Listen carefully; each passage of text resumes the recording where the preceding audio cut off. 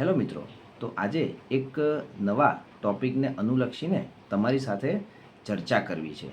તો ફ્રેન્ડ્સ, તમે આજકાલ જોયું જ હશે કે લોકોમાં સહનશીલતા ખૂબ ઓછી થઈ ગઈ છે. નાની નાની વાત પર ઝઘડો, નાની નાની વાત પર મારપીટ અથવા તો નાની નાની વાત પર હવે તો મર્ડર એક કોમન વસ્તુ થઈ ગઈ છે.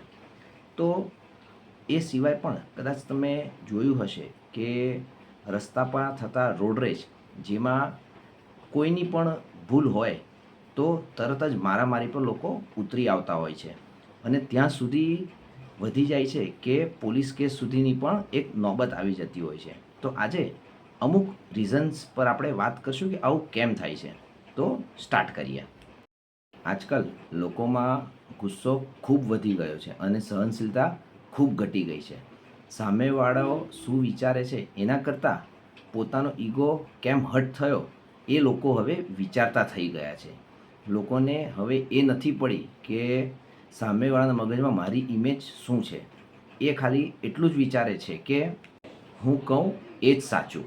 પોતે એ સ્વીકારવા તૈયાર જ નથી કે સામેવાળાનો ઓપિનિયન કદાચ મારા કરતાં અલગ હોઈ શકે. એનો વિચાર અથવા તો એની વિચારવાની દૃષ્ટિકોણ મારા માટે અલગ હોઈ શકે. તો આ એક બાબતને કારણે અત્યારે નાની નાની વાત પર લોકો ઝઘડા પર ઉતરી આવે છે. બીજી વાત, આજકાલ લોકોમાં સેલ્ફ રિસ્પેક્ટ ખૂબ વધી ગઈ છે. જરાક કોઈ મેટર થાય તો આજકાલ લોકો એમ વિચારે છે કે મારે શું અને મારે શું એની લાગે વળગે.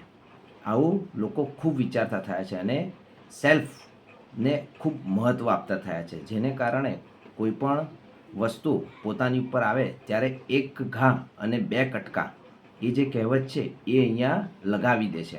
એટલે કે મારે આ પાર કે પેલી પાર કરી જ નાખવું છે એવું લોકો અત્યારે વિચારતા થયા છે. ત્રીજી વાત, આ એક ખૂબ મહત્ત્વની વાત છે. આજકાલ જે હિસાબે સોશિયલ મીડિયા, વેબ સિરીઝ, એમાં જે બતાવવામાં આવ્યું છે કે હીરો એ કોઈ સામેવાળા વ્યક્તિને ઇગ્નોર કરે અથવા તો એની સાથે ફાઇટ કરે તો એનો એક માનસિકતા એવી બતાવવામાં આવી છે કે લોકો એને ખૂબ માન આપે, સન્માન આપે.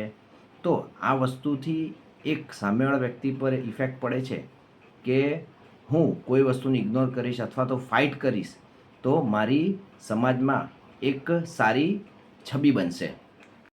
અને કેટલીય વેબ સિરીઝમાં એવું બતાવવામાં આવ્યું છે કે તમે ખરાબ કામ કરો તો તમને ખૂબ માન મળશે, તમને ખૂબ પૈસા મળશે, સમાજમાં તમારું ખૂબ નામ થશે.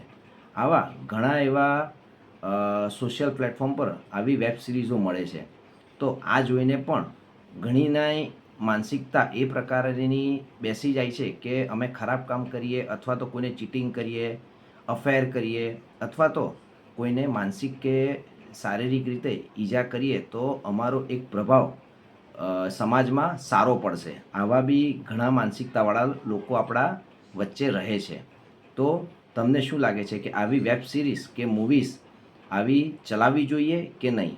અને આ 3 ફેક્ટર એવા છે જેને કારણે આજકાલ રૂટિનમાં બધા જોડે આ એક એગ્રેસિવ મૂડવાળો જે પણ ટોપિક છે એ બધાની વચ્ચે આવતો હોય છે. તો ફ્રેન્ડ્સ, આ વિડીયો એવા લોકોને શેર કરો જે થોડી વારમાં ગુસ્સો થઈ જાય છે અને બધી વસ્તુ મન પર રહીને પોતાનો ઈગો હર્ટ થાય એવી માન્યતા રાખે છે અને તરત જ સામેવાળાને જવાબ આપે છે અથવા તો એગ્રેસિવ થઈ જાય છે કે મારામારી પર ઉતરી આવે છે. એવાના વિડીયો જરૂરથી શેર કરજો.